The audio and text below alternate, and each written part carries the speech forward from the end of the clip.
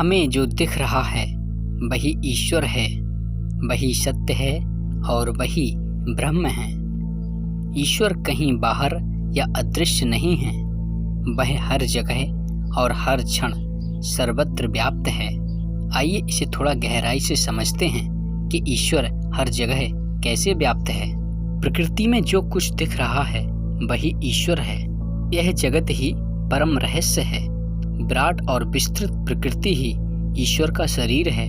सूर्य, चांद, तारे, पृथ्वी, पहाड़, जीव आदि इसके विभिन्न अंग हैं। इनमें से किसी भी अंग को सूक्ष्मता से जान ले तो परमात्मा को जानने का अवसर मिल जाता है।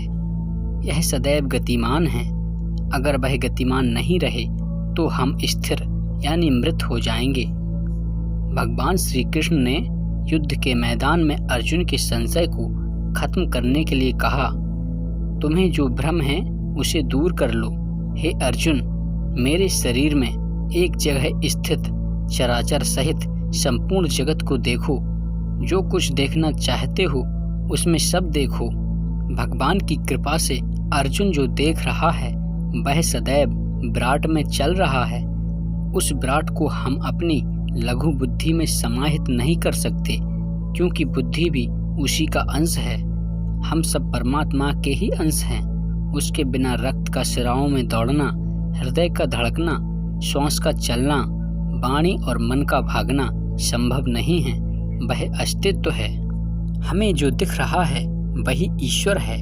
इस वाक्य का अर्थ है कि ईश्वर केवल किसी मूर्ति, मंदिर या अमूर्त शक्ति तक सीमित नहीं है, बल्कि जो कुछ भी हमारे सामने है, प्रकृति, लोग, जीव जंतु, घटनाएं, सब में ईश्वर का ही रूप है।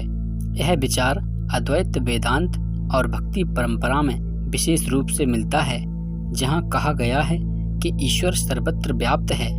इसका गहरा भाव यह है कि अगर हम हर चीज और हर व्यक्ति में ईश्वर को देखें तो हमारा दृष्टिकोण अधिक करुणामय, सहनशील और प्रेममय बन जाता है। अद्वैत वेदांत कहता है कि ब्रह्मा ही एकमात्र सत्य है और यह जगत ही उसी ब्रह्मा का रूप है। जब ज्ञान आता है तब ज्ञानी व्यक्ति को हर चीज में ब्रह्मा का अनुभव होता है। संत कबीर कहते हैं, हरि व्यापे सब ठौर, जैसे मेहंदी में रंग, ईश्वर हर जगह है, जैसे मेहंदी में रंग छिपा होता है। इन संतों ने मूर्ति या कर्मकांड से परे जाकर यह कहा है कि ईश्वर को बाहर खोजने की जरूरत नहीं, वह हर व्यक्ति और हर वस्तु में विद्यमान है। जो देख रहे हो उसी में ईश्वर को पहचानो। भगवान श्री कृष्ण अर्जुन से कहते हैं, मैं जल में रस हूँ, चंद्रमा और सूर्य में प्रकाश हूँ। यहाँ श्री कृष्ण स्पष्ट करते हैं कि प्रकृति की हर चीज में ईश्वर का अंश है। इस सारे वृत्तांत का एक ही संदेश है, किसी को नीचा ना समझो, क्योंकि हर प्राणी में ईश्वर है। प्रकृति, जानवर, पेड़ पौधे सब में दिव्यता है, उनका आदर करो।